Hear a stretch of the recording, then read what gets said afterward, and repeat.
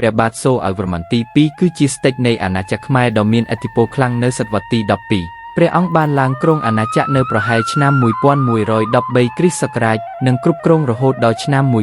1150ដែលក្នុងរយៈពេលនោះបានមានការអភិវឌ្ឍអាណាចក្រខ្មែរទៅកម្រិតខ្ពស់ក្នុងផ្នែកស្ថាបត្យកម្មវប្បធម៌និងសាសនាជាពិសេសការសាងសង់ប្រាសាទអង្គរវត្តដែលបានក្លាយជាស្នាដៃដ៏អស្ចារ្យ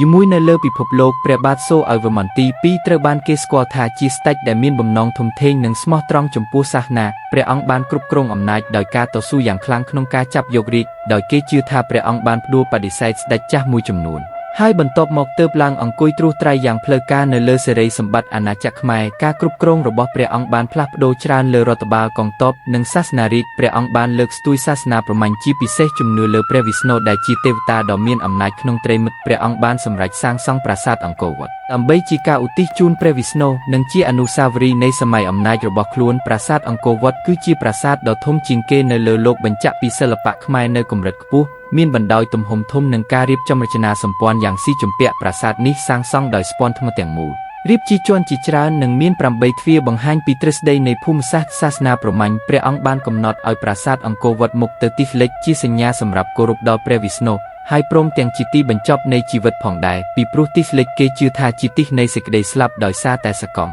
ភាពនយោបាយរឹងមាំរបស់ព្រះអង្គក៏ដូចជាការអភិវឌ្ឍផ្នែកសំណង់ដ៏អស្ចារ្យនេះបានធ្វើឲ្យអាណាចក្រខ្មែរនៅសម័យនោះក្លាយជាជើងឯកនយោបាយវប្បធម៌និងសាសនាខាងអាស៊ីអាគ្នេយ៍ទោះជាយ៉ាងណាក៏ដោយបន្ទាប់ពីព្រះអង្គទទួលមរណភាពក្នុងប្រហែលឆ្នាំ1150ការសាងសង់អង្គរវត្តមិនទាន់រួចទេហើយបន្ទាប់មកមានការផ្លាស់ប្ដូរមកគ្រប់គ្រងដោយស្ដេចជំនាន់ក្រោយនិងការប្រែប្រួលសាសនាជាច្រើនរយៈពេលទោះបីជាមានការផ្លាស់ប្ដូរជាច្រើនក៏ដោយប្រាសាទអង្គរវត្តនៅតែជាស្នាដៃមហិទ្ធិឫទ្ធិហើយព្រះបាទសូអវរ្ម័នទី2ក៏នៅតែជាស្ដេចដែលគេរំលឹកនិងគោរពបំផុតក្នុងប្រវត្តិសាស្ត្រខ្មែរតើបងប្អូនយល់យ៉ាងណាដែរសម្រាប់វីដេអូប្រវត្តិសាស្ត្រខ្មែរមួយនេះសូមជួយចែករំលែកបន្តសូមអរគុណ